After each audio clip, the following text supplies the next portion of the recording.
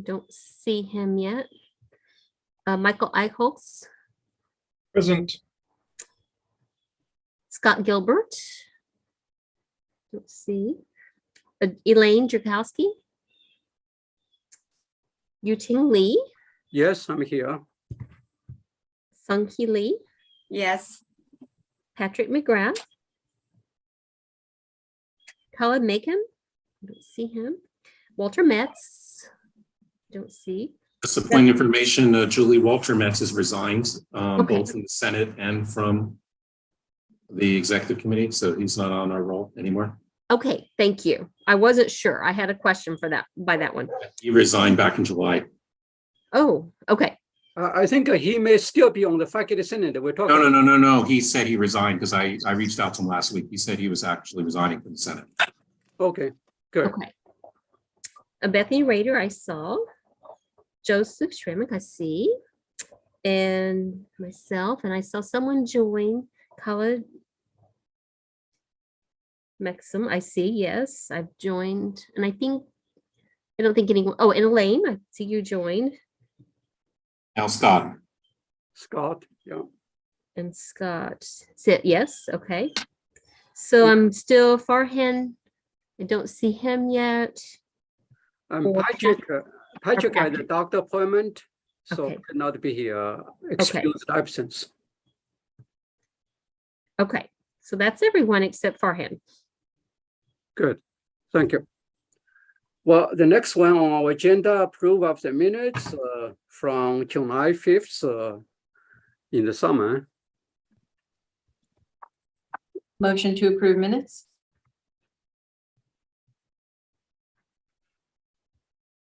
I'll motion to approve minutes. Okay, anyone second? I'll second. So I assume there's no correction, and so we're going to have a vote. We can do voice vote or just raise hands, given that we only have less than 11 folks. So all say in favor, raise the hands. So Okay. approved. Okay. So no nay. Good, thank you. So minutes approved. Now, next one, my report. Good afternoon, everyone. As you know, our July issue, actually July August issue of faculty senate updates and FIY went out to all faculty members by the end of July. In addition, I have several business matters to report to you briefly. First, I attended the SIU Board of Trustees meeting on July 21st. I made a few remarks to the Board of Trustees at the meeting. I also shared a copy of my remarks with you and other faculty members in our newsletter. Second, I had a meeting with the new Vice Chancellor of Research, Dr. Kostas Zouzonias, on August 4th. I introduced a faculty senator to him, invited him to give us an update at each of our faculty senator general meetings starting on September 13th. Third, I had two EOC, Executive Operating Committee meetings or Emergency Operating Centers meetings. One on August 8th, another is on August 29th. Well, at the meetings, both meetings, we discussed the SIU reopening plan and including monkeypox virus. Number fourth, I had a monthly meeting with Chancellor Nairn on August 11th. We talked about the university strategic plan, faculty hires, and faculty equity issues. Number 5 or 5th, On August 12th, I had a meeting with both Provost Kumarajo and Associate Provost Mark Morris on shared governance and faculty support. Number six, on August 19th, I attended the new faculty orientation organized by the Center of Teaching Excellence. At the meeting or at the orientation, I showed the PowerPoint with the new faculty member about what the shared governance means and why important. Finally, on September 2nd, I had a meeting with Associate Provost Mark Morris about the process of implementing the faculty timesheet policies. Pretty much that's it. Thank you so much. Any question or comments?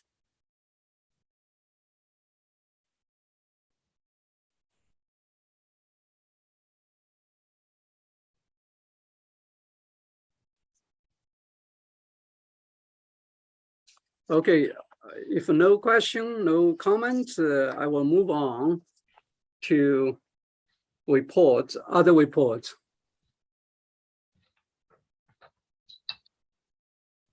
Okay, executive committee report, which I said a few seconds ago, and nothing else to add. So the next one, election committee and chair, Senator Bethany Reeder, Vice President. Yes, so we finally got the updated faculty lists from HR, and we are in the process of annotating those lists. So basically for any election, we have to send to each voting unit a list of eligible faculty for that unit. And so unfortunately, what we get then is just a list of everybody, on all faculty on campus. And then we have to sort by unit and by FTE. And then we have to go in and figure out who, of those, who is administrative. And so it's a process. But I'm getting close to being done. So my goal is by the end of the week to start sending out emails to units for nominations for Senate seats. We'll also be doing this as a preamble for JRB elections as well, which happen at the end of every fall semester as well. So we're hoping to get sort of everything out of the way early on here. So that's where we are. And hopefully by next week, we'll have a little bit more to report. Thank you, Bethany. Any questions? Any question? Yes, because I think this has been a double whammy on my committee, because both the people we're trying, at least two people we're trying to fill were members of my committee. How soon is the process here? Do you envision having elections, A, and then B, filling those vacant slots on UEPC? Right. So I assume the process is going to go first elect to Senate and then assign to committee. So once we have the emails out, we usually give a week for turnaround for names for nominations. Then we'll compile those nominations, or Josh will, because he's amazing. We'll compile that into lists and send out SurveyMonkey for voting. We usually get a week for that. And then as soon as we get the results back, we'll notify that people and hopefully get that ball rolling. So I would say, I would say about 3 weeks. So I'm sorry we can't get you. No, that's reasonable. That's reasonable. I wanted my follow-up, which I think you just answered, which is, do you think we'll have senators in October? Yes, I'm hoping. Knock on all the wood, but I'm hoping. I think I can, that's reasonable. We can live with, I can live with that. I think the Senate can live with that. Okay, good. Thank you. Any more questions for her? Okay. If no, we're going to move to Undergraduate Education Policy Committee and Dr. George Remick, Chair, and Senator Remick. I want to use this platform rather than next week's more public platform to share with you some concerns that I have as a fellow executive officers. As you know, our previous associate provost for academic programs, Lizette Chevalier, not only stepped down from her position, but actually has left the university. The university seems to have failed in its search for a permanent APAP that they were searching all last spring for. It's unclear entirely what's going to happen there. That's the second cause of concern. The third cause of concern is there is an interim APAP for only one semester. Dr. Yupa, who was the Associate Dean of Students in the College of Liberal Arts, also a colleague of mine in my school, and he's in the philosophy program. And I've had one meeting with him. And usually by this point of the school year, we don't do RMEs as custom in July because faculty are off contract, 9-month contracts, and because curriculum resides primarily with faculty, we only start up the procedures in August when all of us return back on contract. So I had a meeting with him a week before the school semester began, about a day or two after August 15th. So we were all back on contract again. And usually at that meeting that I hold every summer, at least the last couple of years, and Bethany, you were co-chair one year with me, so we can vouch for this. We usually get a lot of RMEs that are waiting to, they somehow didn't make the cutoff in April. To get processed, they have to hold back 4 months. Now we can resume in August when everybody's back on contract, we can then resume them. I didn't see any in August. Andrew Yupa does not seem to know where they are. He claims that we already have them. And so I sent an email to Yu-Ting Lee asking, do you know anything about, did we receive these before Lizette left? I take it from your non-response to me that you don't know anything either about this. I certainly don't have them as a solitary chair at the moment.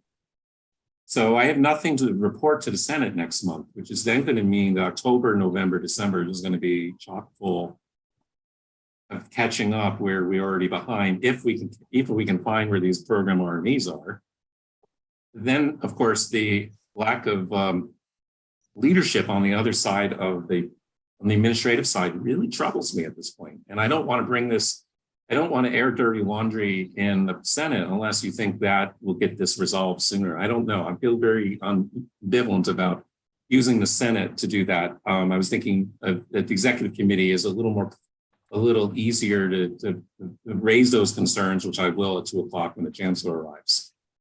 Can't have lack of leadership here. And I mean, I lead the Senate in a semester because I'm on sabbatical in the spring. So there's also an issue on our end of the side of it. So I just want to raise that. That's my only real issue for the report this week. We have no agenda this month, which is unheard of. Thank you, Joe. I think we hear you. It's very important because ordinarily UEPC have a few agenda at each meeting. This is the kind of unusual situation for 2 reasons. Number one, the transition in Huntley Hall is a little bit underprepared or a little bit unclear to us. That's the one thing I want to say. And second, among all the committees, this committee do most of the heavy lifting work. And we at least, we want to add a few members to this committee. And also I reached out to Amy Bro. She is willing, again, as some of you be aware, she's willing to switch to UEPC. Perhaps she can start it after December. That's last year's co-chair. Yeah, co-chair. Yes, as the co-chairs defer to you process. And in the meanwhile, and Senator Dr. Areshi Komoi is interested in faculty status welfare committee. You know that Professor Jennifer Sherry, for whatever reason, she cannot continue. And also, you may be aware that Jay Needham resigned from that committee. So these 2 committees pretty much, need more new faculty senators. So if we switch it temporarily, at least help. Still, we need to co-chair or even 2 more co-chairs in spring for UEPC. Thank you. Yeah, Bethany, I'll let you go first, and then I'll respond to that. Hey, I just wanted a little bit of clarification. So are they saying they don't have them anymore, or? Yeah, Or no, they're just- Andrew, I don't want to throw my colleague under the bus, and he's a friend of mine as well. It's kind of Sure. extremely awkward right now. I mean, he's a colleague of mine in my school, as well as, my associate dean. And he was, my impression, this is just my honest impression, is that he was thrown into the middle of something and he is not prepared. That's fair. It's really unfortunate that the upper administration didn't prioritize making the search happen. But then again, we're searching for a provost right now. Yeah. And so everything is kind of at that's probably what's driving this. Do you think, I mean, would it help if I contacted Lizette? See if she might have any insight on where those files might be? Yeah, I mean, I think that's worth doing, and thank you Okay. for the idea. I think both of us could do that. Yeah, for sure. And I didn't think I would have assumed, given how organized Lizette, my impression of Lizette all these years is really organized and efficient to work with. It's a blessing. Yeah. That somehow we would have a seamless transition to whatever was coming next, but that didn't seem to happen. No. I think Josh first, then Mike. Wait, I have one more thing. I just wanted to okay. say really quickly that if they can't be found till next month, just also keep in mind, since so much work goes into the RMEs, we're going to have some really angry faculty as well.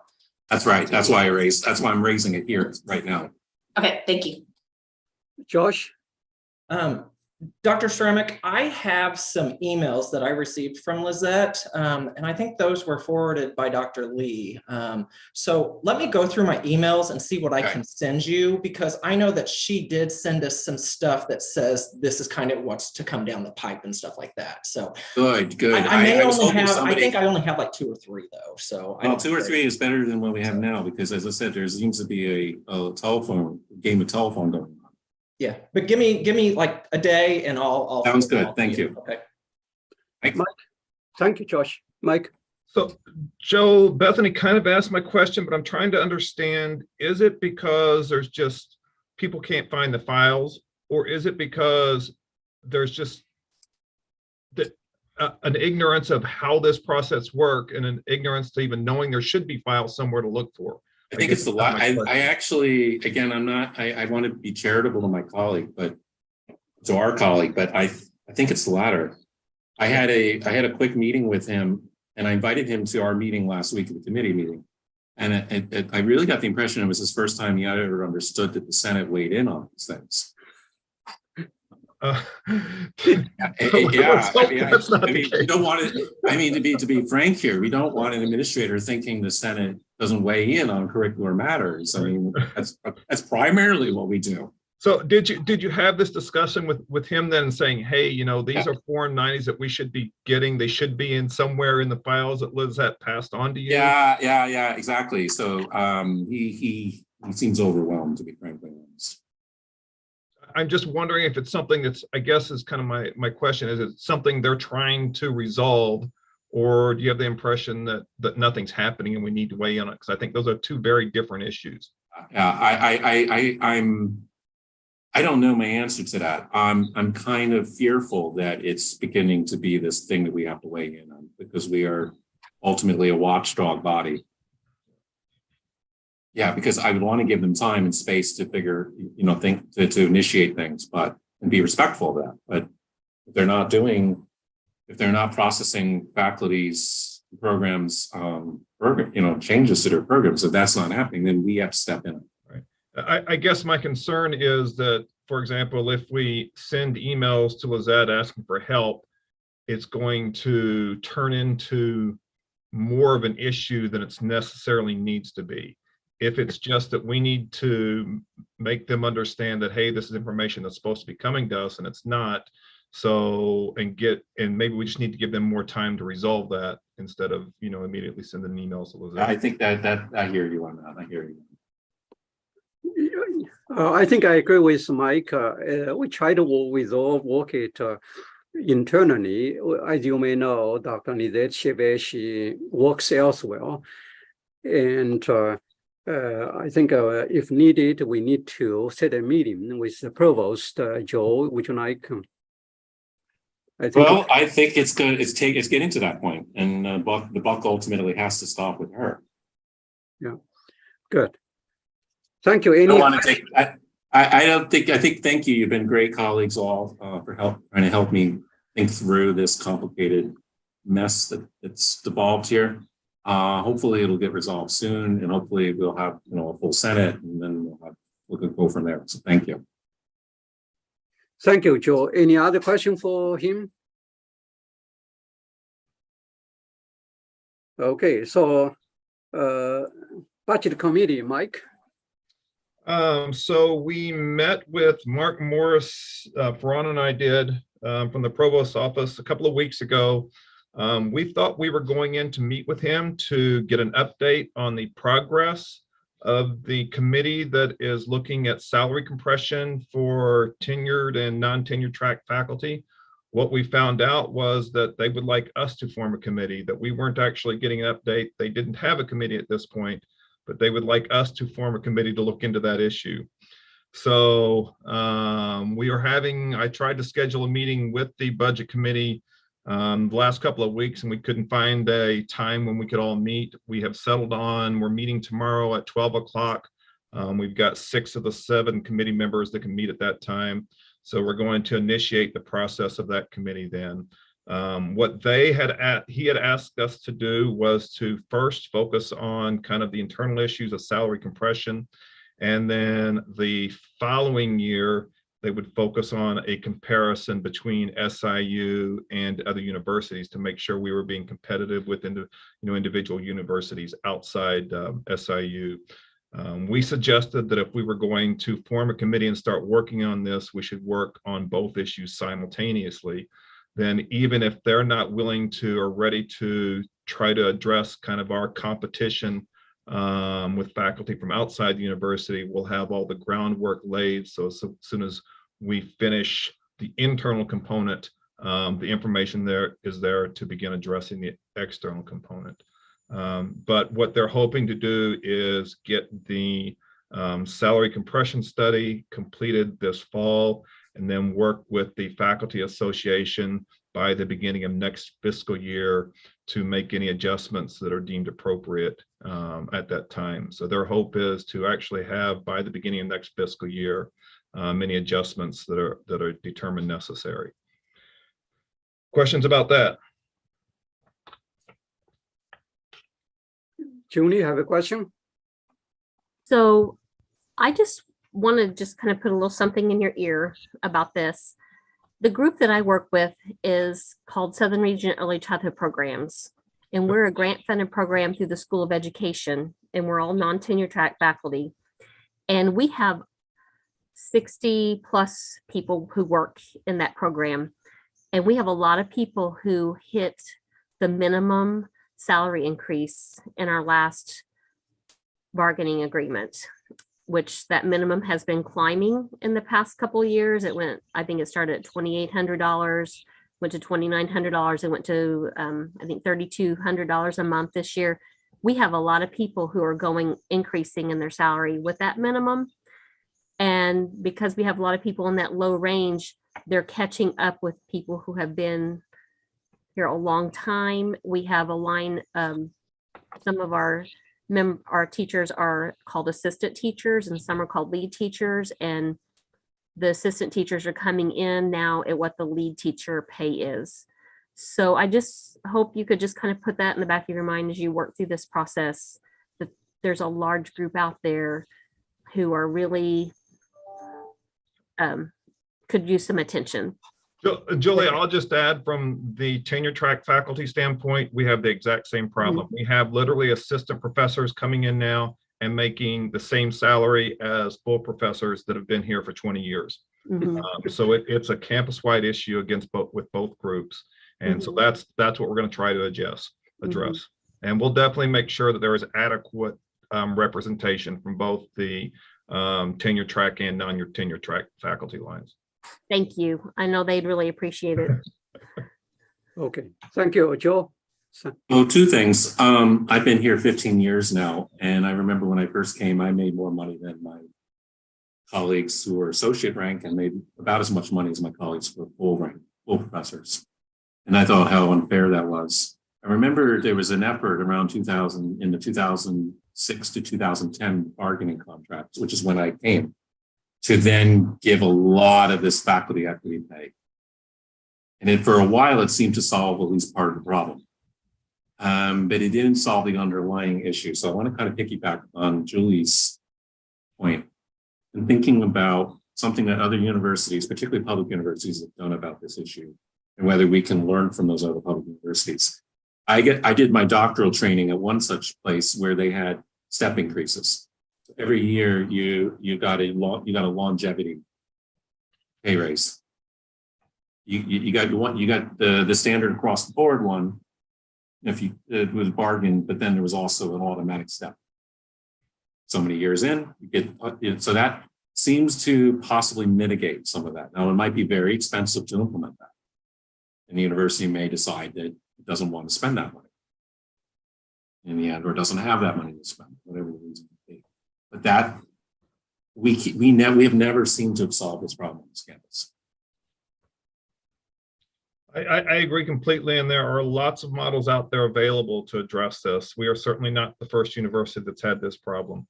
And so, you know, the idea will be with the committee to, you know, identify all the other options that are out there and work with the administration to figure out, you know, which one we think would be best for us.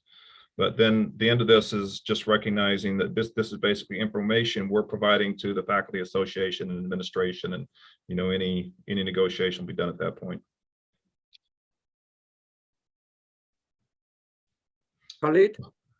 Yeah, I was going just to say that the faculty association may be the right body within the university that need to work on this issue. And I must say that I'm a little bit disappointed with them, although I'm a member of the faculty association, you know. When you have a body negotiating, you know, 1%, I think that's really a shame, especially that after so many years that we did not get any raise. So that, to me, maybe we need to, all the faculty, they need to think about who are, you know, the people that are representing them there. Are they really, you know, the quality of people that could, you know, protect their interests, or they should go ahead and then vote for maybe some other people that could, you know, raise their voices. There will definitely be faculty association representation on this committee. And again, you know, this is just kind of, we'll be providing the background information. It's going to be up to the faculty association to actually negotiate any changes with it. Then make sure whoever is representing the faculty association is somebody who can really do the job and he's aware of what's going on. Okay. Yeah, not somebody who's a yes man. Yeah, luckily the president of the faculty association who just got elected is also a senator. That's good. Thank you. Thank you. Any other question for Mike? Well, I've got two more things to report real quickly. They'll both be much shorter.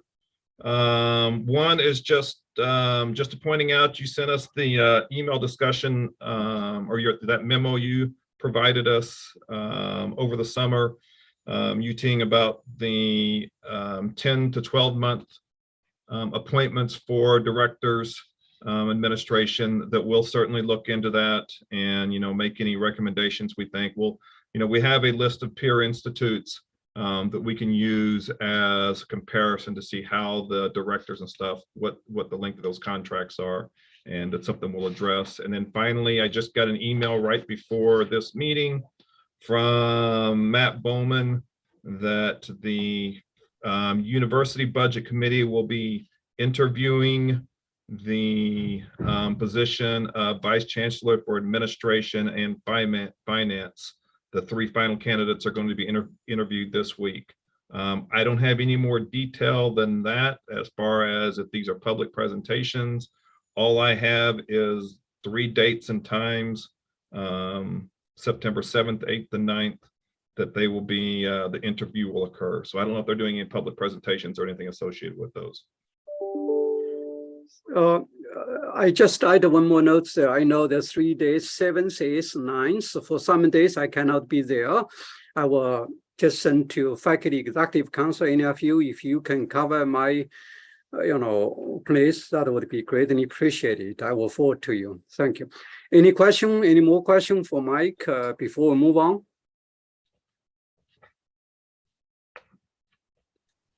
Okay, thank you, Mike. Very thorough report. Next one is committee on committee. Inan and co-chairs Inan Chukovsky and Seung-Hee Lee. Okay, hi, everybody. The committee has some agenda to report today. First of all, the last summer, committee on committees was requested for some committee positions. The first one was the approval for the new faculty senate members.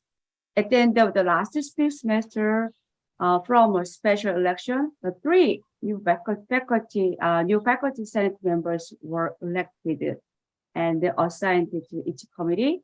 They are Rachel Whaley for Budget Committee, Sylvia Tom for Governance Committee, and Walter Ray for Faculty Status and Welfare Committee. The committee on committee approved these new 3 members. The second committee position was a search committee member for the Director of Institutional Effectiveness and Planning as the Faculty Senate representative. Committee on committee approved of Professor Elaine Jurkowski. And third one was the Honorary and Distinguished Service Award Committee for the Faculty Senate representatives. Committee on committee approved 2 professors, Ravi Karen and Jacob Nordman. Since committee on committee approved all these committees, now we would like to move to a motion to request Faculty Senate Executive Committee to approve all these committee members. Any second? Anyone the second? Seconded. Thank you. Then let's vote. Actually, can I add something before that we move to approving this?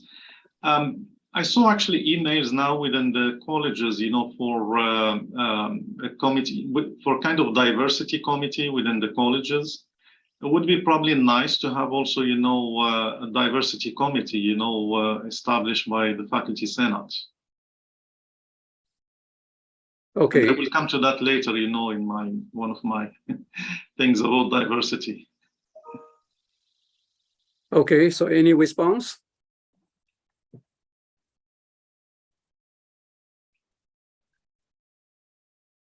If neither of the co-chairs will respond, only thing I would say is that would be in keeping in line with our resolution that we passed about 2.5 years ago.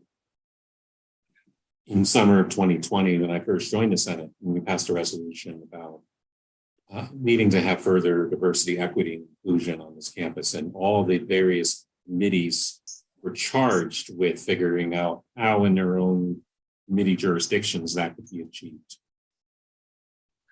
Yes, if I may, I would like to add to what Joe said. In fact, we can find a copy of a resolution. And last year, one of our Senate Executive Council member from law school, she raised the issue. And we need to implement it because not just, a diversity committee, we would like all our committees, make sure integrate diversity in our committee work. So, Josh, maybe if you could find that resolution, that's fine. If not, I will find to send it to you. It's July 2020. I remember very distinctly so it should be easy to find. Yeah. Thank you. So, thank you for your comments, Kanita. So, any more questions for Seung-Hee Lee before we vote to put them on the agenda? So we had a motion, we had a second. So all in favor, just raise your hands. Okay. Bethany? Yeah, I think she's second. Thank you. So approved, and we're going to put it on the agenda for next week. Thank you. Okay, I want to have one more thing to report. Okay. the university-wide committee requests have been circulated to the campus throughout the campus. And we are waiting for the volunteers to apply this week. Hopefully we can many volunteers for the position for this enlarged committee. Thank you. Okay. Thank you. Good. Thank you. And for a comment, so it just for the next week, make sure you put all those and send it to Josh so that the senator can see the names, committees as a part of record. Would that be okay with you, Sung Hee? That's fine. LA, you can. Yeah, no, that's fine. We'll do that. Yeah, just to put either either PDF or Word document, then all the faculty senator member can see the names, different committees. Are you Then referring to? I have a question. Then once we're gonna have a list of volunteers, then we're gonna kind of ask the committees approval first. Then we can kind of go to the faculty senate executive committee and then faculty senate meeting. That has been done before. Then especially we don't know how many volunteers have applied for. We didn't look at it yet so far. And this we need to kind of make sure every position can be filled out. Sometimes it's not filled out, so we need to kind of figure out that. Then we can report to every result to every faculty senate members. It's okay. Okay, sure. Good, yeah. Okay, thank you. Let's move on unless you have more questions on committee. Next one is the faculty status and the welfare committee. Scott. Yes, hello. I'm so excited to be part of this committee. I had been on a previous one before. And I'll confess, just very limited things I can mention, but I look forward to mentioning them in a moment.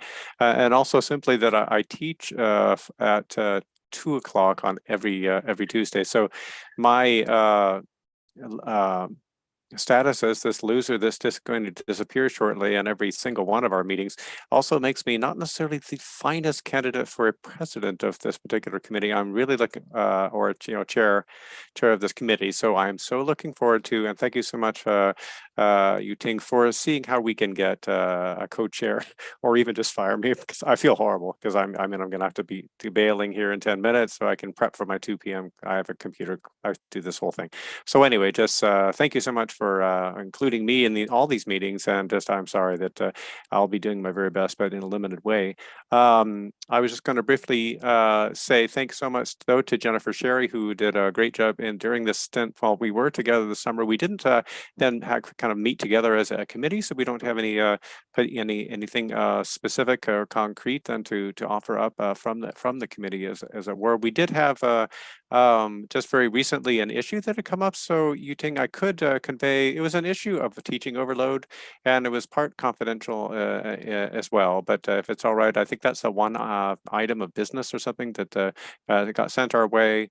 So that was just in short, for those faculty teaching, and I think this came out of the College of Liberal Arts, but it sounds like it's more general pattern.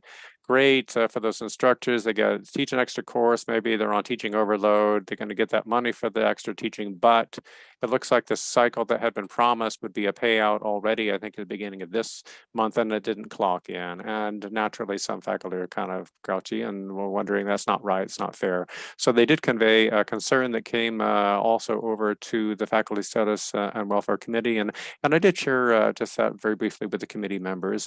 I didn't get a kind of an immediate kind of feedback in terms of necessarily particular initiatives or a proposal or something that would be actionable, but we did get that. That's a summary of kind of the part of it was kind of confidential, I think, in terms of who had expressed the concern. I could go into more detail, but that was essentially it. Okay, thank you. Question for Scott, Joe. Well, 2 things. One, I would move that we move, if Scott can't find a co-chair, that we move his report first every month in our meeting. we move it to right after the president's report, if that's possible. Since I think the president report should come first, but then we go to committee reports, and I would be more than willing to cede my place in the queue so that Scott can give his report first. Thank you very much, Joe. That would be a reasonable here. thing. And secondly, I'm one of the people part of that class action lawsuit, if you will. I have not been paid for my course in September. And I think the reason in our college is we have a brand new accountant who has had difficulties processing the paperwork. It's not a reasonable thing. I think there's going to be a lot of people complaining and a lot of unhappy people, particularly if we don't get contracts. I had a delay in my summer contract as well, so they're just not paying us on time for things that we agree to do. Thank you very much for the comments and also suggestion. Very good. Okay. Any question, comments for Scott? Okay. Let's move to the governance committee. I know Patrick has a doctor appointment. We have Senator Carney Maxon. Yes, so we had a meeting with Mark Morris about the operating papers, and the meeting was actually very interesting. He even promised, later to send our own operating paper back, but I've never seen it. So there is really no follow-up, nothing that did happen since that meeting. So it has been almost 4 months now. So there is nothing that did happen. Otherwise, there is nothing to report. So we did send the list for the minorities, the Asian minorities to the faculty. We received only one feedback, and it was a positive one. So otherwise, there is nothing. Okay. Thank you. You're welcome. Any question for governance committee?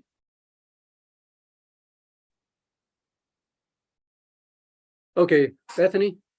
This may be a question for the governance committee, but it may just be a sort of an overall comment, because what seems, I don't know, going through elections for the past 6 months to a year for Senate, it just seems like there's this overwhelming amount of apathy towards a lot of things on campus right now. And I realize a lot of that is because we're all overstressed and not getting paid enough and all the things, right? But it does seem for things like operating papers as well. I just don't know if there's a way that we can get people to care a little bit more about these things. Because when I talk to other people about things like operating papers, it's always just a roll of the eyes and this sort of grumbly discussion about these papers that are so important for how we do everything, in our department. We're hiring people under these old operating papers that aren't the schools, right? They're the individual old departments, but those aren't even being updated. So it just seems like this mess. And I don't know if you guys are thinking about, or if this might be a welfare committee issue as well, how to sort of wake people up from this state of apathy into, wanting to take part in governance again. I mean, I don't know if that's possible, but I don't know. Just, I guess I had to say it. Okay, thank you. Joe, quick comments?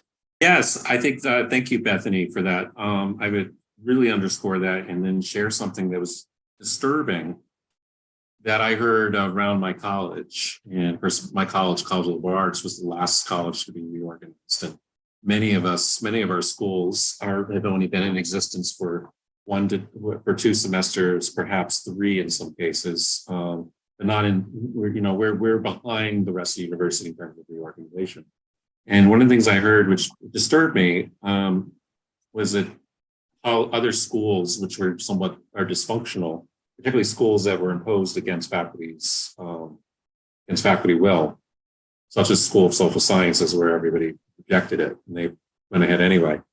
That the interim director would not hold faculty meetings. So in other words, he went from a situation where most departments in the old had 6 meetings a year. At least that's what's in my department's old operating paper, to going down to where there's no meetings. So there's a profound democracy deficit going on right now in how and I think that really is a faculty senate concern. And I think if that is borne out elsewhere on the university campus, that we just haven't developed new procedures that allow faculty to have shared governance, then that's a really worrying trend and a baneful effect of reorganization, if I may just say that. Okay, thank you very much for the comments, Joe. And I think these are important issues, and I will defer to the governance committee to have more discussion on this. And any more questions for Khalid? Okay, Joe. Maybe I can try to give a little feedback here. So for the operating paper, because I did serve in ours, at the School of Agricultural Sciences, it does really take a lot of commitment and a lot of effort. And I can tell you my own experience in the committee. So I had with me 5 other, professors that were serving, and 3 of them, they never showed up. So my second bad experience that I had, so I got the feedback actually from Delilah when he was there very quickly about the operating paper, if we are on the right track, what can be modified, etc., and then how to work with. But with the faculty association, it took many weeks until I had to email them back and forward. So when it comes to the operating papers, I think we're the one to blame for it. We'll be honest with you, the administration, they had nothing to do with this. We are faculty, we're the one to blame for this. And that's why we should try to find a way how we can move those operating paper, faster and in a very efficient way. I understand the morale is very down. People, they don't, of course, when you look at the salary for administrators versus the salary of faculty, the faculty will say, why would I spend, so many hours doing this administrative work and not being paid for it? Well, my salary is only $70,000 or $80,000 a year versus, $350,000, $500,000 a year. Of course, if you look at the salary, 70, 350, we're talking 5 times. So if I'm going to spend 1 hour, so the other guy should be spending 5 hours doing the same job. And it's very hard. There should be a balance that has to be done. And there should be actually, I think if we were given at least, to this operating paper, committees, some kind of, here is a draft, here is some secretarial work that can help, and then, because you have to do it, then you have to write, then you have to submit it to everybody, they have to get the approval, get back, and then you move, forward, back. It takes time, and we have just 24 hours a day, including you have to sleep in that 24 hours a day. Thank you. We have 2 more comments, then we'll move on. And Mike, then Joe, then we'll move to Edge. Okay. Mike. I'll just say one quick thing. I think one of the issues from the faculty malaise or whatever we want to call it is, I think a lot of that is a lack of accountability throughout the administration and the faculty. And it's, when we recognize things aren't going as they should and we complain about it, nothing happens. You lose your desire to help and make things move forward really quickly. And I think that's a big issue. And I think that's probably associated with all the administrative turnover. It's hard to hold somebody accountable when you're sitting there as an interim in a position, or you are just getting into a position and haven't really had time to figure out what's going on. So I don't know if there's anything to do about that or any way to communicate that we see that as an issue to help things move forward. I don't have a recommendation how to fix it, but I think that's a big part of the issue. And I'll also say that, just part of that is just that the operating papers from our own school. I mean, so our interim director was provided our faculty agreed to operating paper, and it sat on his desk for 3 years, and then we just replaced him. And so it's not just the faculty. There are some administrators that aren't, following through and getting things done, but it's accountability from both ends. And it's just, like I said, I don't know how to fix it, but I think that's the biggest issue. Thank you, Joe. Following what you just said. So I find it also disturbing that, school directors are being actually named in the permanent position while their operating papers, they are still not there. No, it is a concern. And I hate to say this, but those of us on the Senate for a long time, I almost feel that we can say to the administration, we told you so. There was an unreality to the rush to get us all reorganized super, super fast, to take all the department cultures and then mishmangle them into new department culture. Now, my school has worked out reasonably well, but we've heard, I think we all have heard cases across campus where schools aren't working all that well, where directors are not, are sitting on things for 3 years and then having to be replaced because they're not responsive to faculty in their unit, right? They're ignoring faculty in the unit. And again, that goes back to the broader point of, and I don't have a solution either, Mike. I just think, we are the voice of faculty here. And if there's a governance deficit around campus, that's in everybody's bad interest. And I don't know if we're going to have to keep making this case because we're going to get a new provost middle of the year. And that's going to be another person we've got to make that case to, who is brand new in position and doesn't know, particularly if they come from the outside. They don't know our culture. They don't know what's going on here. I don't know what the solution is either. Thank you, Joe. Because of time, I would like you to continue to report the Idaho Committee on Institutional Ranking Education Quality briefly. We don't have a report. We haven't met yet. That's going to happen soon to Lane and Yuting. Is there any way we can invite, because of continuity issues, because I'm going to be stepping off the Senate by December, any way we can invite my co-chair to our meetings, executive committee? Sure. So that way we can maintain a continuity. I would almost want, remind me his name again in psychology. Mike Heine. I thought it was Mike. I would almost want Mike to take more over this as we go in because of the fact that I step off in 3 months. Okay, that's fine. I think maybe when we have a meeting, so we will see how the committee member, whether we act. Yeah, thank you. Yeah, that's fair. But I hope to hold a meeting soon in the next week or two. Sure. Well, all the business, I think for October, next month, October's meeting. So shall we still do the pool, or what do we do? Either whether in person or by Zoom?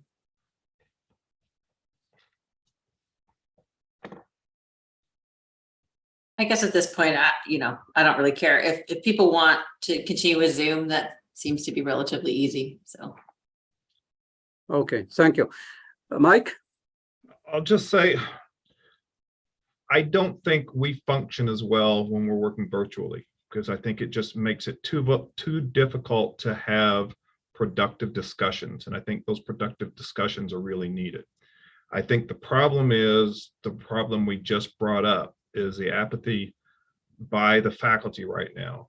And we've got a lot of faculty Senate members that would much rather sit at their desk and look at a computer and do something else during that 2-hour period than meet in person. So I don't think having a doodle poll to determine what the most popular approach is the way to go with this. Because I think no matter what happens with COVID, the majority of the people in the faculty Senate would rather sit at their desk and meet virtually. And so I don't think this is the best approach to try to address this issue. But that's me personally, and I feel pretty strongly that we should meet in person. So that's probably my own biases speaking there also. Thank you. Joe? So I echo Mike's point on that. I completely agree. My bias is also to meet in person. However, there's a caveat. And we would like more information from you, President Lee, because you sit on the emergency committee ex officio. What have you been hearing from the emergency committee in terms of risk factors about COVID? Are we better than a year ago, worse than a year ago, about the same? Because I think if we are better, and my instinct says we are better because the majority, more people are getting vaccinated. Some of us are getting boosters now. And we're learning to mitigate this in the 3rd year of it, that we should meet in person soon. We should transition to that. We can't, should not become, I think, our new normal.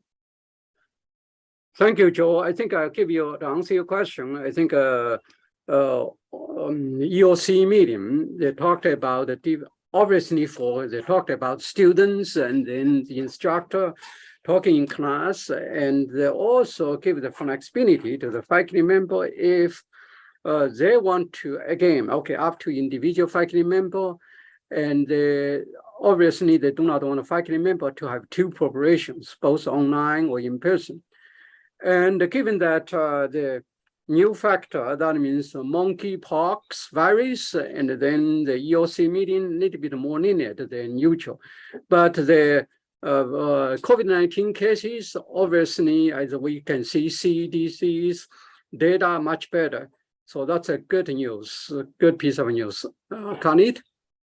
Yeah, just about the meeting, I agree with Mike. we should try to meet in person.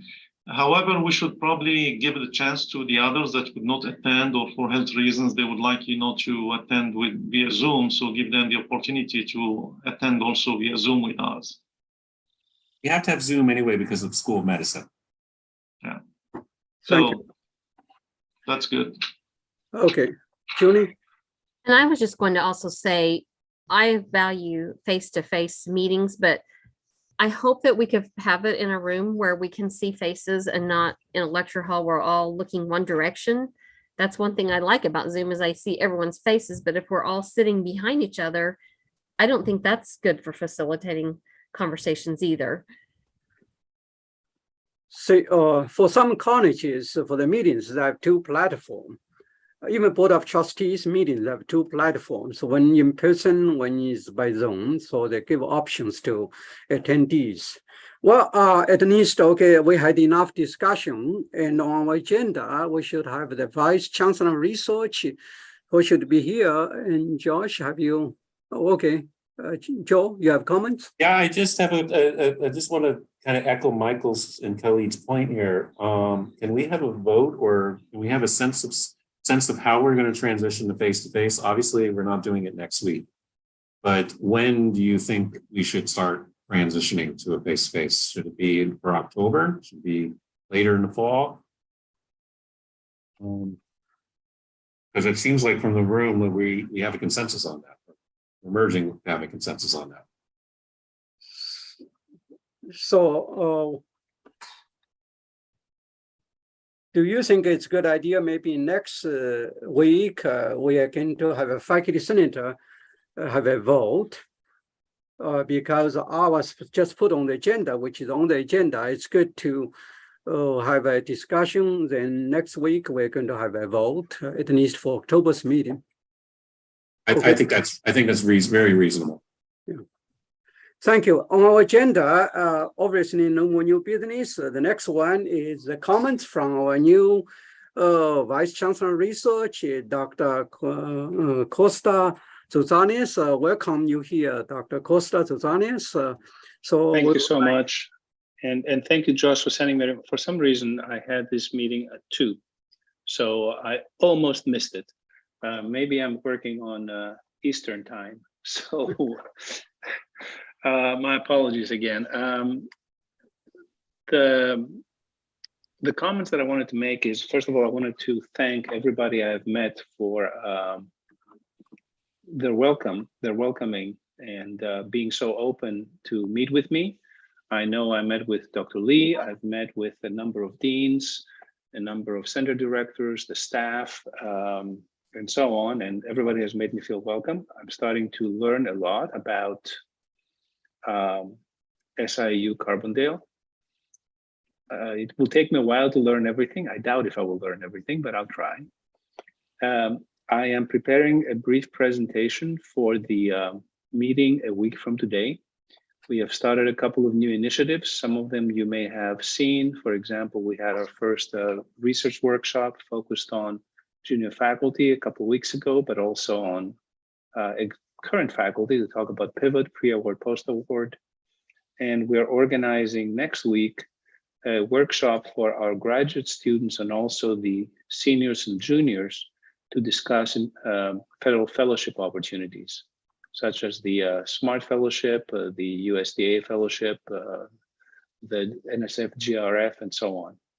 And we're working on a couple of other initiatives to support the professional development of our graduate students, and also some of the travel of our faculty, given that there is a new distribution of the indirect costs. So I will mention all these things. I'm preparing a presentation to also, here I've been working on spreadsheets already, preparing a presentation to also show you our recent expenditures, awards, and so on the last few years. And as I said, the direction that we want to take the university. And I'm happy to respond to any questions that you have for any of the initiatives that we did or are we planning to do. Thank you. Any question for Dr. Costa Totonius?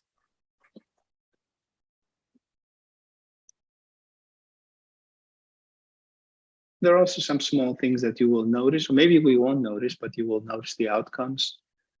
We are changing something about the timeline of proposal submissions. You hear about that. We are changing a little bit of who can submit proposals. So there is, we're not just one deep, and somebody leaves, then what happens? You know that we will be implementing a pre-award software called Quali.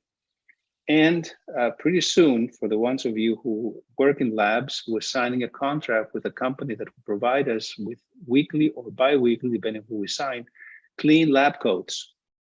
So again, that might not impact a lot of you, but it will impact a lot of our students and a lot of our lab technicians and also some of our faculty.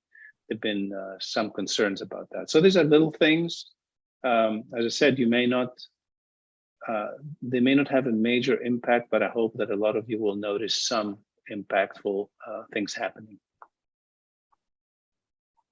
Okay, thank you. We have one question from Dr. Khalid Maxson. Senator Maxson.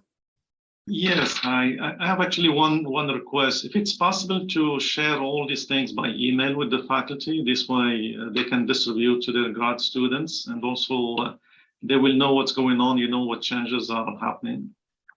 Absolutely. This is not going to happen under the radar. That would be the reason. For example, the workshop for the fellowships has been distributed to the graduate students. And one of the things that we'll be doing also is, as you know, right now we have a listserv called Research Matters. We'll get rid of the listserv and we'll replace it by email to all the faculty. Listserv is a very 80s tool, and a lot of faculty don't even know about it. So we figured we'll enter the 21st century, and if you don't like the email, you can always press delete. You know, that's not a problem. But we would definitely like some of the pivot workshops. Part of the workshop we're going to do for fellowship for the graduate students will include pivot, because the students can get into pivot and put queries for fellowships so they can be informed about that. So we'll teach them that as well. And any workshop that we'll do that has something to do with proposal writing and so on, we will invite our PhD students under the understanding that a lot of them will have a faculty position, and having a heads up, you know, having a leg up in these processes is going to be good when they become faculty. So yes, we will definitely share it. There are some changes happening, and you will definitely be informed of all these. Thank you, Dr. Tosanias. Any more questions for him before we move to our Chancellor and Provost session? All right, thank you all. I'll hang around if you have any more questions. I'll turn off my camera and keep working on the presentation for next week. Okay, thank you. All right, now on our agenda, we have our Q&A session with our Chancellor and the Provost, and also, you know, Associate Chancellor Williams. I know this is, you know, I'm sure we are curious of day 10's enrollment. And that's, you know, this is the question, Joe, you ask, I'm going to ask for you. You can ask it, Dr. Lee.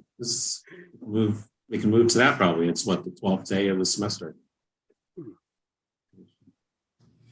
Let me start with first saying welcome back. It's good to see everybody. I'll start with that as an introduction, and can't believe it's already a couple of weeks into the fall semester. That was quick. It's like we were just working to get here, and we're here now. So again, it's good to see everybody. Couple of updates. Obviously, one is enrollment. You know, we have been on this for about a year now, trying to work on the freshman class, and I am just ecstatic. I'm excited, and here's why. We have enrolled the largest freshman class in 6 years. For those of you that have been here, you know that that freshman class dwindled away a couple of years back, and it kept going the other direction. So all the efforts that we have focused on and tried to really capitalize on has paid off in that freshman class. Give you an idea, 1,500 plus students as compared to 1,300 plus back in the fall of 2021. Many of you remember 2 years ago, that was what we set out to do, is create a strong foundation in the freshman class. Those of you that know, you grow enrollment really with bringing in strong freshman classes. Sometimes, you know, it's a little harder when you're coming in and trying to salvage juniors and seniors because either you didn't have the programs there to try and keep them connected, to get them all the way through, and then you have students that graduate. And Joe, I know when we sit in commencement, we talk about that all the time, the number of students that actually leave and how many we have to bring back and those kinds of things. So we wanted to start 2 years ago creating the foundation to build that freshman class, right? And that's really what it looks like we are doing. So that class, we're excited about it. Now, that's an increased freshman class for 3 consecutive years, which gives us some hope in that if we can retain those students going forward, we're going to hit the numbers that we want to hit. Our enrollment, what we consider to be right now, is stabilized. We're down about 150 some odd kids. So if you think last year we had about 11,266, overall we're about 11,107. And again, we'll put this out officially in just a moment. For us, we see that that's a 1% decline, but we see that as flat. That's not a big deal for us. We anticipated some of that keeping us flat or hoping to inch above it a little bit more. Looking at our retention efforts in some other areas, trying to increase the freshman class, increase the transfer student population, increase the graduate student population, and most importantly, the international student population is what our focus will be going forward, in addition to retention. So essentially for us, that gives us a stable enrollment is the way we see it. We're up 2.5% new students from the Southern Illinois region. That's a big deal for us. It seals this deal in terms of what we're doing to keep students home. And that's again why I think that freshman class is up so high. We're starting to keep students home, and that's a big effort that we went after with principals, superintendents, and the like. The other piece that's really good news is we're up 3.5% in transfer students from this region as well. So that tells us that we're really working collectively with our community colleges in the area to really help drive that enrollment up. That was another thing we set out to do 2 years ago. Last fall, we instituted the Saluki Step Ahead program. That was really planting the seed last fall. We got about 22 community colleges that are signed up as we speak, some in-state and out-of-state.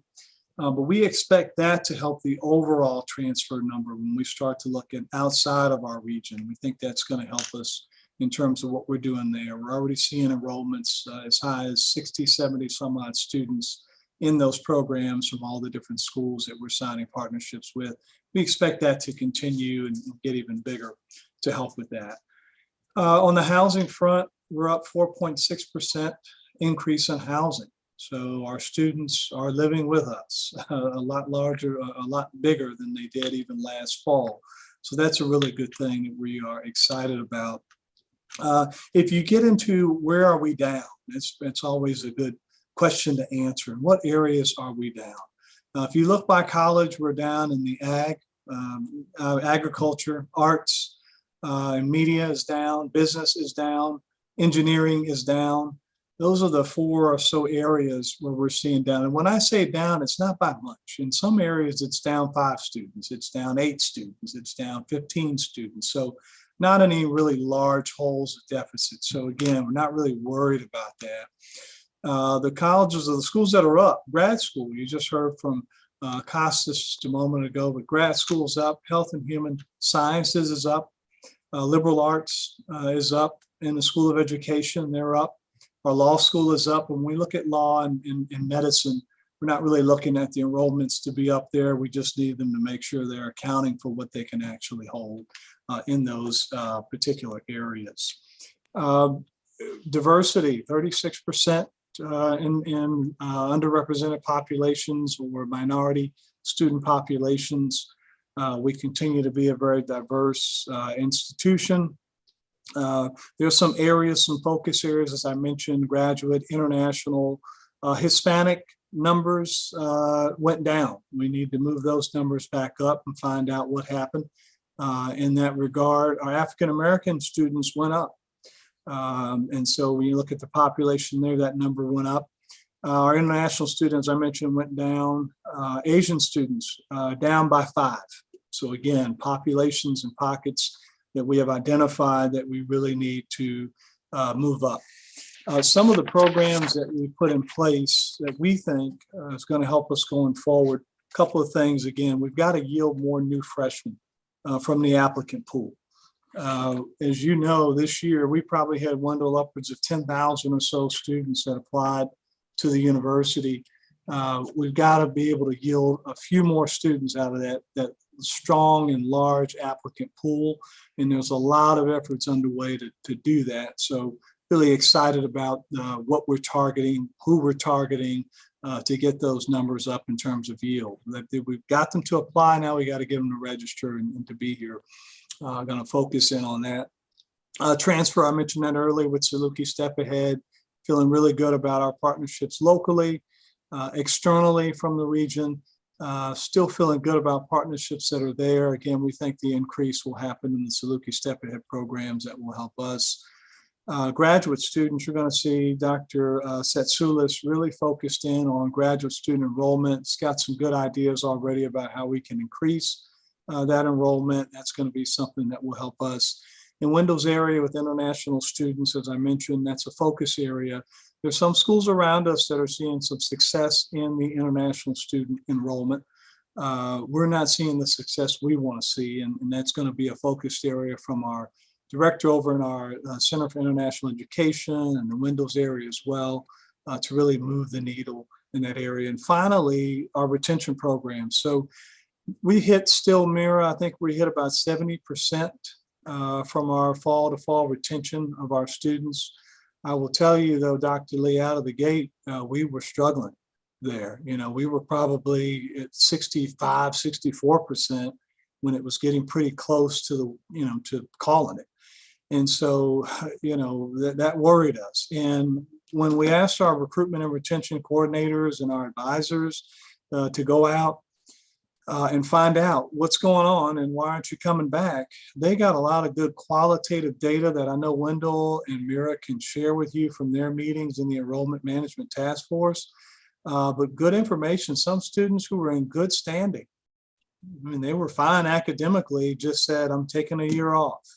You know, I'm going to work, or I just, you know, I need a little bit of time. I'm going to come back in the spring. We heard a lot of that. I'll be back in the spring.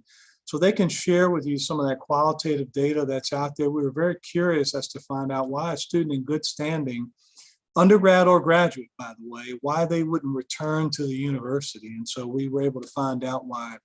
Our retention programs, we've done a lot, but they've not been real coordinated over the years. So hats off to Mira and others that even before I arrived, they had a lot of things going. There were a lot of programs that were cut too, by the way, but there are a lot of things that have happened since then to help with those retention numbers that you've been seeing over the years. This year, I think what played a big part in that, obviously, we can't forget COVID and when some of those students started 2 and 3 years ago. When we're losing students, it seems to be around that junior year.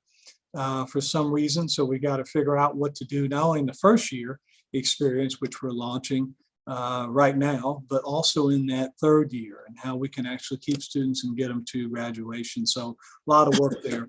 So some of the things that we had to do just for full transparency to make sure we at least cleared the 11,000 mark.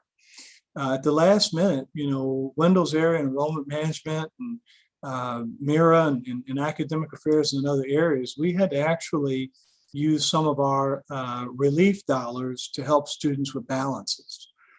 We still have a significant number of students who are in good standing, by the way. We help those in good standing, but we still had to help those students clear balances to be able to register. And as you know, there's always a university threshold where you can't register if you have a balance of XYZ dollars.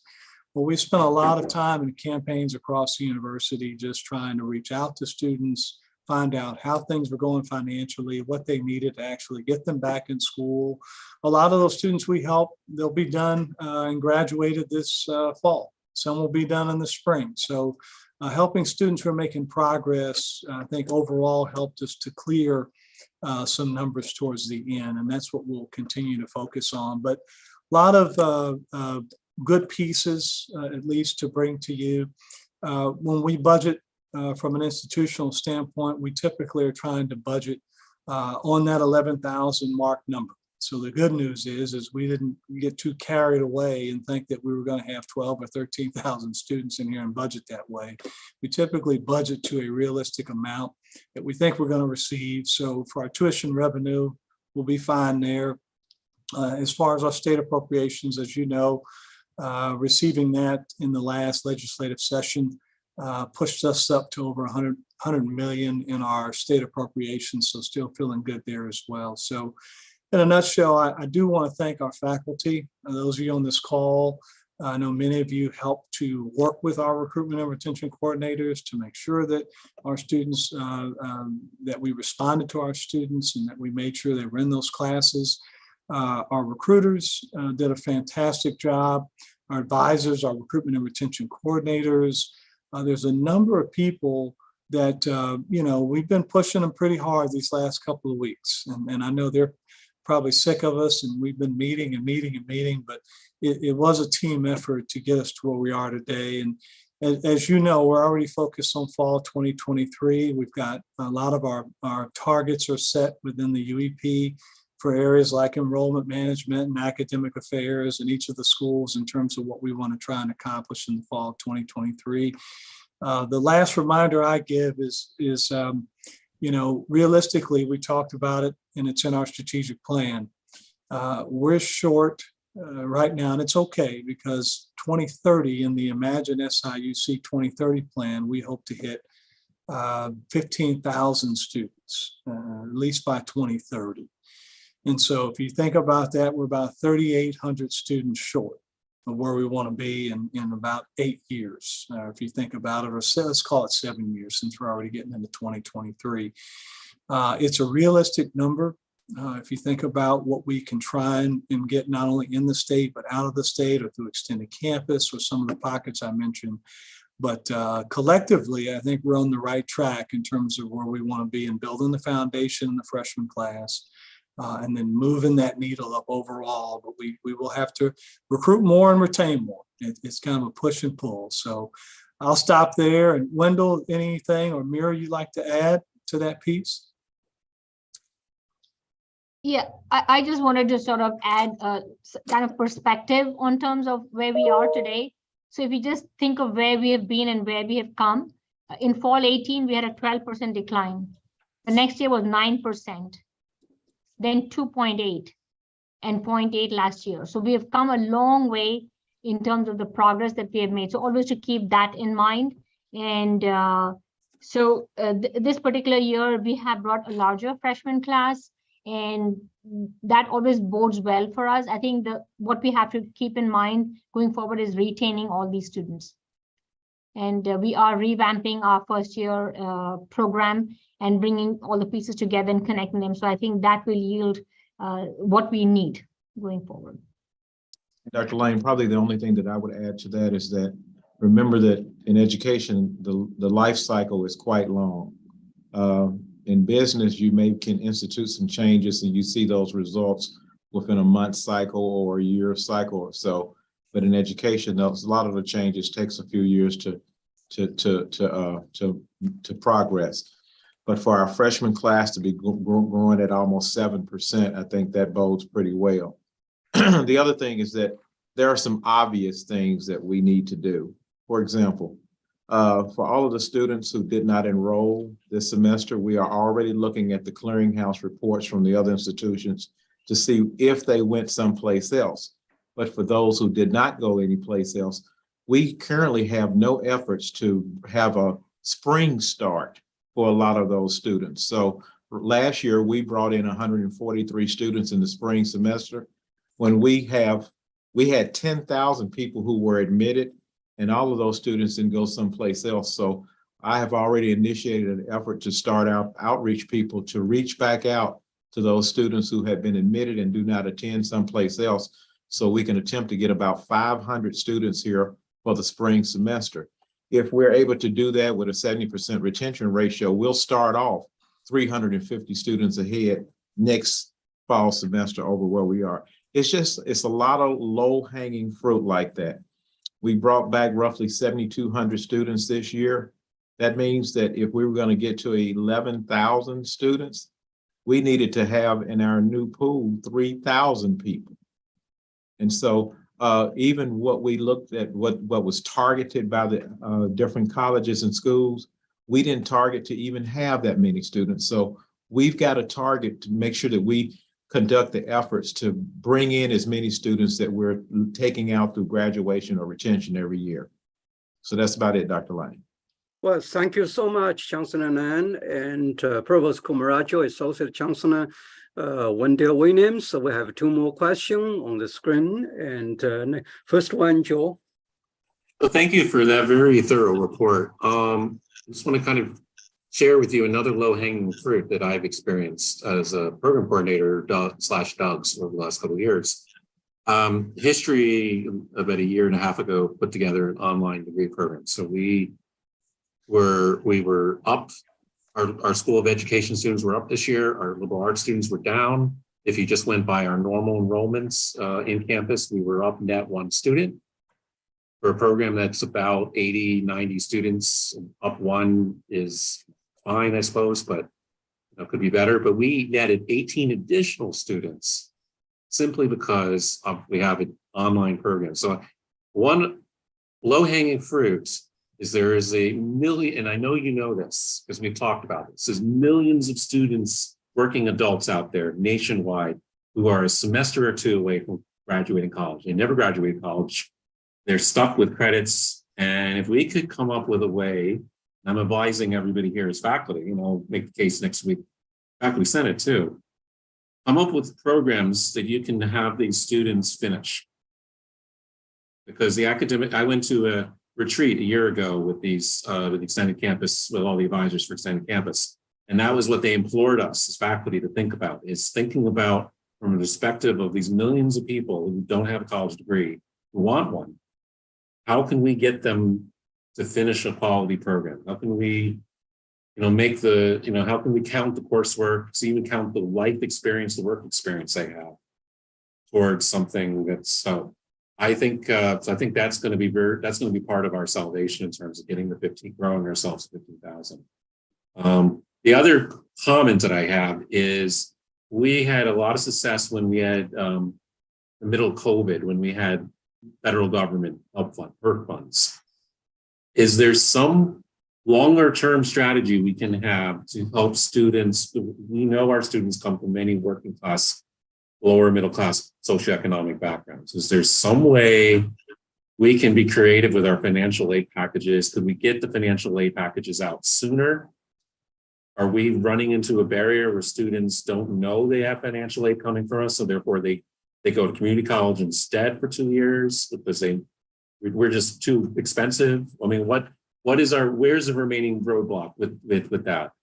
So there has traditionally been a gap of about $3,800 from what a student who with maximum need and what we offer qualifies for. We've made some conscious efforts this year to close that gap. One thing that we did is that we have completely reordered the packaging philosophy. In the past, AIM High funds were packaged after the Saluki Cares funds. I mean, the Saluki Maroon and Gold. So we reordered that and we've closed that gap. with the increase in the MAP grants, with the increase in the Pell grants, with reordering that, we think that we've closed that gap that every student who decides to attend SIU with a balance of 63.5, and we may be moving that amount up closer to $100,000, will be able to attend for tuition and fees at no charge. And then if they, depending upon what their scholarship offerings are, they'll be able to close that gap even more. Finally, and even the Saluki Cares money, the HERF funds are going to run out, and that's not going to last for long. But we have $11 million of scholarship dollars that remains unspent. The key is to get the academic departments right now to look to see who's eligible for those scholarships and meet the qualifications of those scholarships, and put that on their account now so that they don't get into a situation prior to registration. So we have completely, in the foundation office, in the financial aid office, every student, admitted student and enrolled student, is now automatically logged into the scholarship fund.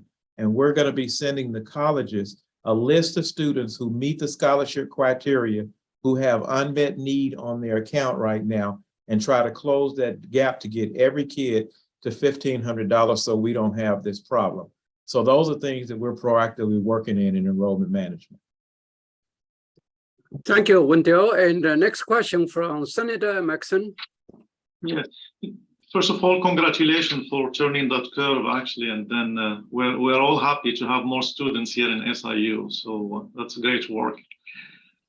Talking about, retention and closing that gap, we do have, in my field, so we have, when we send proposals, so we have a budget where we request student workers, and we pay those student workers. And sometimes, one student worker can make for a year up to $6,000–7,000. So maybe what I really, wish for many, many years, if there is a kind of match where we put in our, budget, for example, $5,000–6,000 for student workers, that the university will put that amount. This way it will help us to recruit more student workers. And those are undergraduate students. And that helps with their retentions, because if they have a job here in SIU, they know they're going to make that money, so they're going to stay. And most of the student workers, my experience with them is they stay for 3–4 years until they finish. So we usually hire them when they're in the second year, and most of them, they stay until, they finish their bachelor, because they know they have a job. So they come back, they work for us in the labs or at the field or at greenhouses, and they are very helpful. But there was no help from the university, trying to, because sometimes the grant will end and we're waiting for the grant to come, next. So there is no help from the university to have a kind of gap, to bridge that gap and provide them with some salary, for that time we're waiting for the grant to be renewed.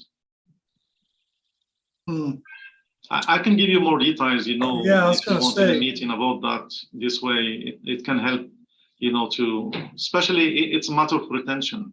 It's good to recruit, but it's better to retain. Yeah, we've got we just hired 2 new student workers right here in my area, and I agree. That's going to help us retain them because they're right here. And while we're here and we're meeting them, we find out what other needs they have, right? So we're able to triage and connect them. So maybe to your point, there is a way, and Wendell just mentioned, you got $11 million of scholarship that's just there. Well, I'd go out to my students here and say, hey, what do your grades look like? What area are you in? And hey, did you know there's some money available right over here if you just go and apply for it? So, I do think there's an opportunity there to hire more student workers. We just had a very successful student career fair. It just happened maybe a week ago. And again, that's how we found our student workers. But since, if you can send us what you're thinking, we'd be glad to take a look at that and see how we can incentivize our student workers. Professor, reach out to me as well, because there are some federal work study funds that the department will put in like 75%. The department has to put in 25%, and there's some guidelines that's related to that for student worker fees, but we may be able to support in some kind of way like that as well. Okay. My second question is about actually Well, before we move to the second question, I have one thing. So the information that you have would be probably helpful to pass it through, for those available money through the whole line, through the colleges, school directors, and program coordinators, because they are the one in touch with the students, and they can actually, help them and tell them, hey, you know what, there is this money, you might qualify for it, and things like that. But it might be a good thing also to ask your school directors to answer their emails, because I got to complain about a guy who has been contacted by 3 people and he doesn't answer his email. So he's not in our college, so thanks God, he's somewhere else. So that's why I don't care about, and I'm not going to mention the name. So it might be a good thing to talk to them to answer their emails, if you want to recruit more people and retain more people. So my second thing is about the Center for International Education. Most of our grad students, as many universities here in the US, they're actually from international countries. And is there any, and we're going to keep having more international students, in our graduate programs. And we should do better in recruiting them, because most universities in the US, that's what they are doing. You go to Cornell, you go to UC Davis, almost 90% of their grad students are international students. So is there going to be an effort of having a vice chancellor for international students or international education? Wendell, why don't you talk about that's in Wendell's area, and talk about who we have over there now, and then talk a little bit about working with Dr. Setsoulis on the effort for the graduate school. Wendell can give you an update. Sure. Right now, the former director was Dr. Andrew Carver, and he resigned in March. We have an interim, Sam Bandy. Sam served as director for international education at another institution for about 7 years or so, and he's been doing a pretty good job and beginning to put together some targets and some ideas. Primarily, our biggest problem as far as international recruitment is that we relied too heavily on the recruiters that we had hired to just focus on too small of a number of countries. We just focused on a few countries or so, and we really didn't broaden our efforts. We're putting together a strategic plan in the international area, working with the graduate school to utilize the technology of Slate to make sure that we're reaching out and we're following through. But part of our efforts, especially in the graduate area, is that we've got to get decisions to kids a lot quicker than what we've been getting the decisions to them, because they will apply, but it may be 6, 8, 10 weeks or so before they can get a decision. And, they have to take all of that information to their countries to move the process through. So we're working together with the graduate school to see what we can do we are jointly hiring someone to help us with our client relation management system so that we can move students through the process a lot quicker. Okay, if I can add, being able to send through Slate the offer letters so that then I-20s can happen faster without shuffling paperwork around. Right. There are some other decisions that have to do with admissions of non-thesis master students, which could be, then again, we're going to work with the graduate council and the the dogs to see, for example, if you give us the admissions criteria, maybe we can admit some of the master students the same way we admit undergrads. And you can tell us what the limit is for the number of master students, so we don't, admit 1,000 students. But this way, then faculty committees can focus on doctoral students, on master's thesis students, MFA students, and so on. So we're thinking of some things to make the process a little bit faster with the agreement of the faculty. And we do believe, Professor, that by having this joint approach where you have have an associate vice chancellor and a vice chancellor focused on international programs, that without having to have so much administrative fees, we may be able to achieve our desired results still with the director's level at this point. Well, we have to move on. We have Provost Kumarajo, who is the hands is there. So for Provost Kumarajo. Yeah, thank you. I just had like 2 or 3 comments to the different things that have been discussed. One is to Joe's point about the millions of adult learners who have not finished their graduate degrees is 39 million in the US. So you can imagine even if you get a fraction of them. So that's a number. And then Wendell was mentioning about the scholarships that are left, the scholarship money that's left on the table. So this past year, we've been working in bringing all the scholarships into this software. And what it does, it helps us to identify the potential students who match that scholarship criteria so that you don't have to like do that work manually. But what we need to do is to have the academic programs actually look at the list of students and ensure that they will actually apply for the scholarship. So there is this gap where a student doesn't put in the effort to apply for the scholarship. If they applied, they would get the money. So that's second part. And then third part about the international student enrollment. So this is based on discussions that I've had with provosts of other Illinois state universities every month. And so in the most recent discussion, they were bragging about their international students going up, particularly like university like Western Illinois and SIUE and Illinois State and Northern Illinois. And what I've gathered is that the tuition rate that we charge, which is 2.5 times, doesn't match with what they charge. And there are also universities that actually charge the same rate as the domestic rate. So even if there are 100 international students coming to the US, they're likely to go to places that are less expensive than us because we charge 2.5 times, where these other universities might charge 1.5 or even 1 or 1.3 or 1.8. So that's something that we have to keep in mind if you want to look at international student enrollment, because international students are going to look at the cost of an education. So we may be doctoral granting R2 universities, but they might choose a non-R2 simply because it's more affordable. It's something to keep in mind. Which is a bad choice because they just lowered their quality of where they're going, especially for a graduate student. You would think they would not do that, but as Mira said, you have some that will. Doing it, yeah. They're looking for a master's degree. They're going to a master's university that position them for a job right away. So that's why we're losing our students. Yeah. In the same time, SIU charging 2.5 or whatever, tuition for international students, we're sending a signal that we are not international friendly. And that's something that the university, I would really love that this university will revise, our politics toward international students.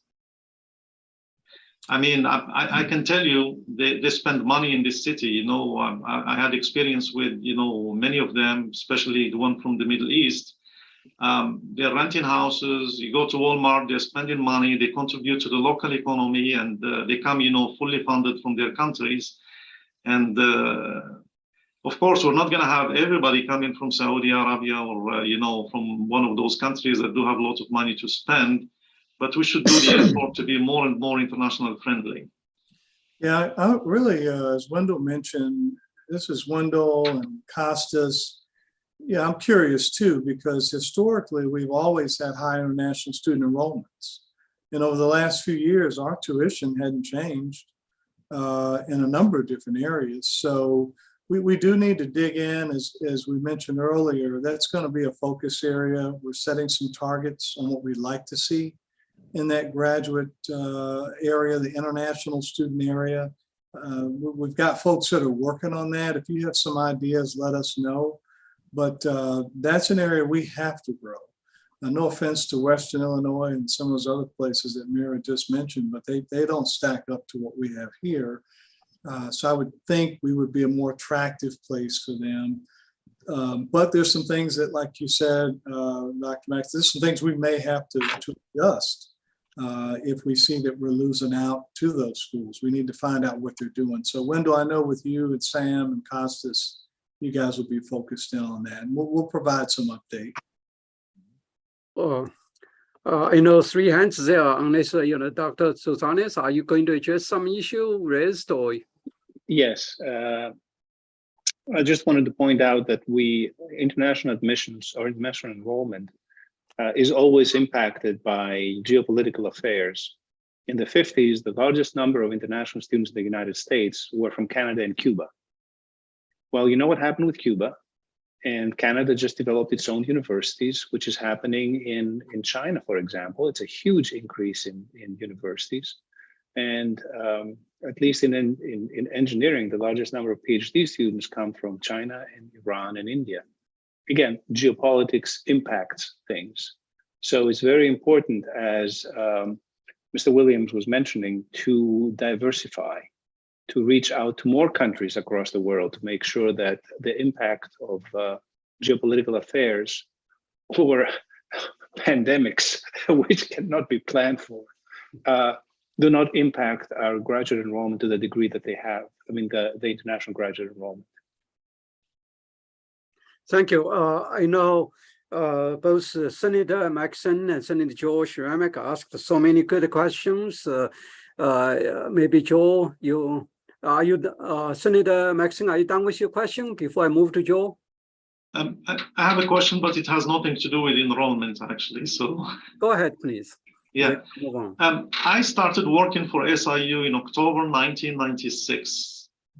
And if you travel for university business, the per diem at that time was $28 in state and $32 out of state. I'm sure you chancellors, you get probably different per diem than us.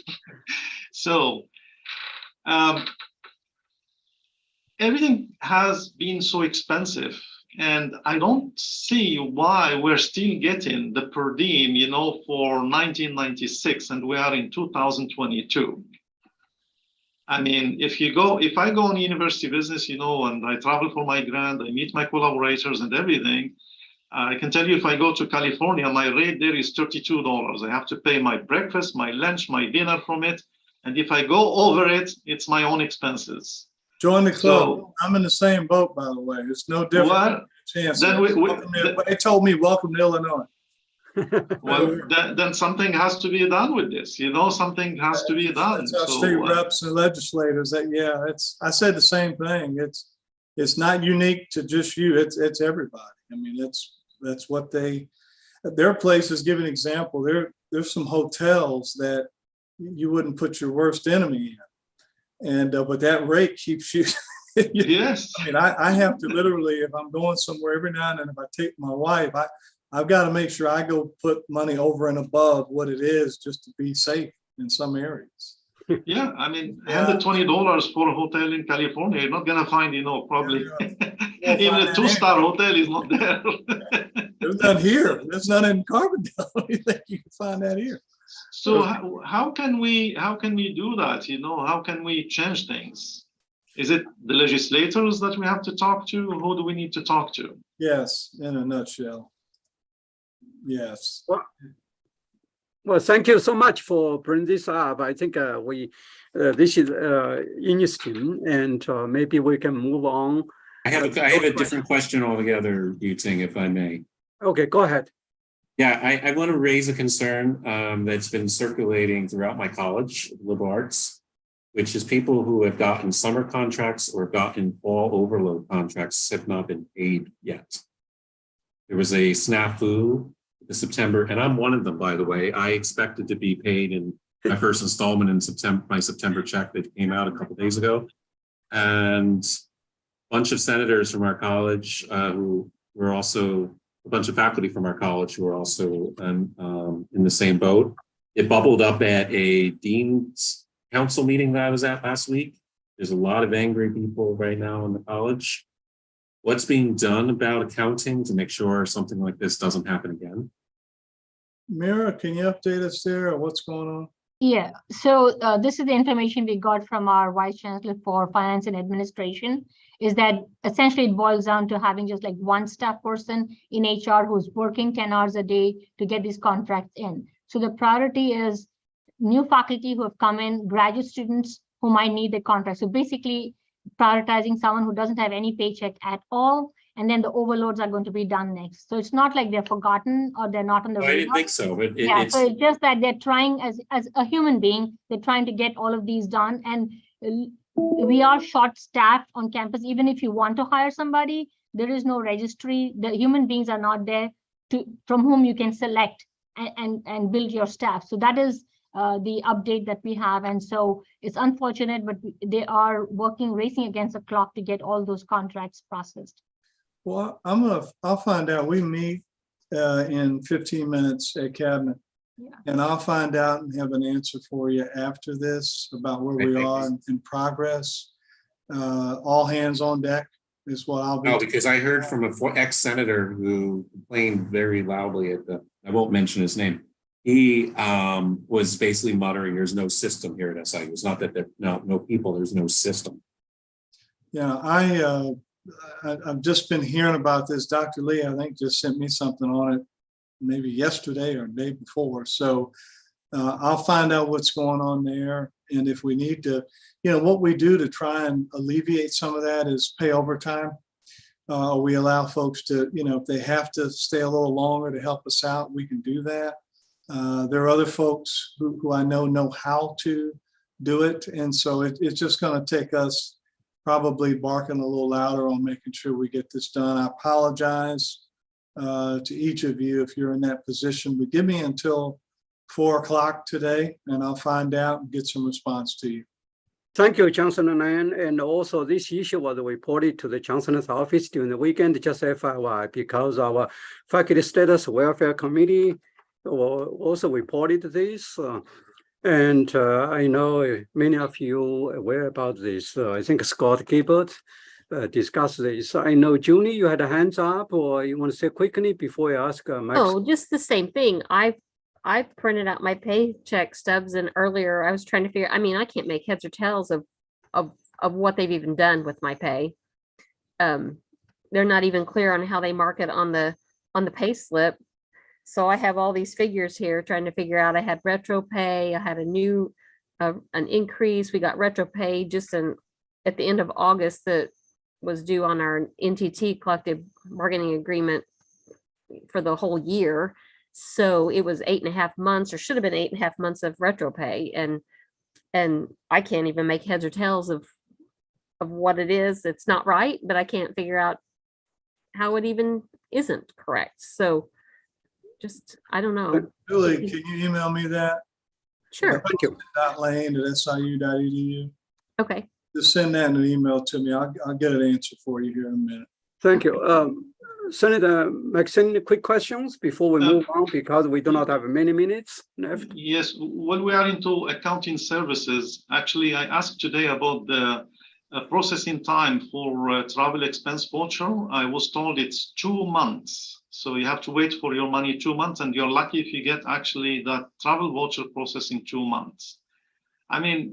It's really bad because Julie was really excellent. She was there and you get everything processed on time. And since she left, so Julie Bunker, actually, she's an excellent worker. Since she left, so now we are into trouble. Actually, you send that voucher and then you have to wait and you have to call, you have to send emails. So something really has to be done about travel, reimbursement in SIU, because this issue has been going on for many, many years. So you had somebody who does a good job, and someone else within the university take them there, and then you have new people come in. By the time they get trained, and then sometimes you have a large bill and you put it on your credit card, and you pay sometime interest on it until you get your money. Yeah, I've been in that same boat. One of the things that we're hoping is, back to Joe's comment, or the faculty member talked about systems and processes. Just full disclosure, we were signing everything here a couple of months ago. Everything needed a signature, a physical signature, and before that signature that got moved off someone's desk, it could sit there for days, in some cases even weeks, because someone had to sign it. So that person was on vacation, that person was out.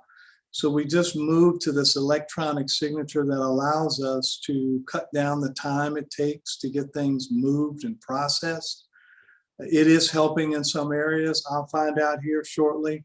This is another area that's popped up that seems to be taking a little longer. Sometimes it is manpower, sometimes it's not. Sometimes it is the process that just broke, or it's taken someone way too long because it's just sitting in their stack. So we'll get to the bottom of some of these areas. Again, if you send that to me, I can take a look at it directly. I won't delegate it. So if you can get that to me, I can find out what's slowing it down, especially in that reimbursement piece. I've been in that position before too. It takes you forever. You got to spend all your money before you get the reimbursement to come back. It's sitting on your credit card. It messes your credit up. All of that is it kept telling me, welcome to Illinois. I said, well, I don't, hey, it's got something got to give here. So we'll work on that. Okay, Well, then do something for yourself and for us. So at least we can remember, we say, hey, has done this for us all. That's, I just assumed stop using the card they gave me. I just said, forget it. I don't want any reimbursement out because I don't even know when it's coming to me. I just said, forget it. Just do it myself. And but anyway, we'll work through that. Thank you. Thanks. Thank you. Well, thank you, Chancellor Nan. Thank you, Senator Maxson. We have about 9 minutes, so 3 minutes for Chancellor Nan to wrap up, and 2 or 3 minutes for Provost Kumaracha to wrap up. Well, my wrap up is pretty quick. Next week, believe it or not, next week is here, getting the budget approved for the university. Again, we're in a good, healthy position. We've been efficient in a number of different areas. It's allowed us to get to where we want to be. To Joe and others' points on here, you mentioned extended campus. There's some things we're doing there to see what we can do to increase. I didn't mention that. Non-traditional degree completion. There's some things that we're going to work through there as well. We'll be proposing a 2% across the board increase to be effective in July. Remember last time we had to wait until enrollment came in, and we did it in October, and then we went back and finally gave back in July. This year we'll just go right to July. So we are proposing that next week at our meeting. I see no reason why the board wouldn't approve it, but I never like to get in front of the board. It's totally up to them, but it's something that at least I want you to be aware of. We are going to launch, with Dr. Lee's help, our faculty equity survey. That's going to be a lot of our work that I hope we can get done this fall. And if we have some areas where faculty are not paid, where they should be paid, we would adjust just like we did the A&P and civil category of staff members that were here. But that's something that we would work on this end for faculty. We promised to come back and look at that. And see where we are. That's how we compare to each other in terms of faculty. It's not faculty to the market just yet. We're not graduated to that just yet. We'll get there, but that's probably about 2 years away, just being real honest with you about how our faculty compare to other doctoral peer research universities. We'll get into that as a final step. But at any rate, those are some things that I know that will come up here shortly. Sounds like we've got a little bit of work to do on what is happening with folks not being paid. That's news, a little bit of news to me, but I promise to get to work on that here in about 7 minutes, and then try and get back and circle back to the group that's here. Thank you very much, Chancellor Nan. And Provost Kumaracha, any final words? Just a few things. We welcome 23 new faculty members this fall, and we also, for the first time, have been asked to enter no-show grades based on the findings of the U.S. Department of Education. And so that portal opened Wednesday of last week and will close Wednesday of this week. So this morning I got an update of instructors who haven't entered the grade yet. So we're following up with the instructors so we get those no-show grades submitted. And the last thing is that the faculty timesheets, which again is something that is new, that we'll be doing. So if you remember, for a couple of years ago, we had graduate students submit the timesheets, and our faculty will be submitting the timesheets. So August 16th is the start, and the first time the sheets will be submitted would be September 16th. And so we provided that information through the various channels to faculty. So, and then the last one is the University 101 course. We have 1,476 students registered in 64 sections with 38 instructors, which is a huge operation, but it's one of the many things that we're doing to increase our retention efforts. So that's about it for me.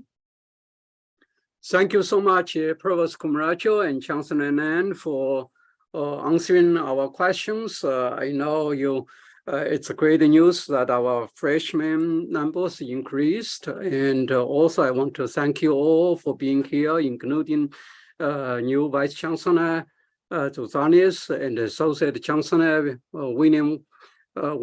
Associate Chancellor Wendell Williams here. And Joe, you have a final question before we wrap up? And I think this could be, I would like the provost to, and provost can write to me instead of answering right now, because he probably will have to do some work on this question I'm going to ask, which is I would like to know, based on the report you just gave us about the Saluki success course, and I taught it last year, so I know from teaching it how valuable it is, but is there any longitudinal data on what impact it has, if any, percentage wise on retention into sophomore year? Have we done a long-term study of that yet? So yeah, let me just share that in terms of retention, that this course was sort of revamped with the idea of increasing our retention. So just as data, though I will say that there are many other things that we're also doing for retention, is that 6 years ago, our retention was about 65%, and today is at 70.3%. So it tells you that we have consciously increased our retention of our first-year students. And this has been one of the tools, because we can actually meet with the students. And every year, we've been increasing and evolving the course. So this year, for example, we're adding peer mentors that we had not done before. We had thought of it like 2 years ago, but then the pandemic hit. And so we paused that idea. So every year, and then we're adding financial literacy as a big component this year. So every year, this course is evolving. And we also gather like the assessment data that we do for all core courses. So we have that data too. Okay. Well, this is a dialogue to have over the future, because I think there would been, the data approach to fixing this and getting that retention rate up, let's say, is 75% or even 80%. Yeah, which we had last 2 years. Yeah. Right. Okay. Thank you, Joe, for your question, and thank you, Provost Komaracho, for addressing this. And now I would like to have a motion to adjourn the meeting. Anyone to move it? So moved. Okay. So anyone second? Okay, so Bethany moved and Senator Maxon second. So thank you so much, and I will see you guys next week, next Tuesday.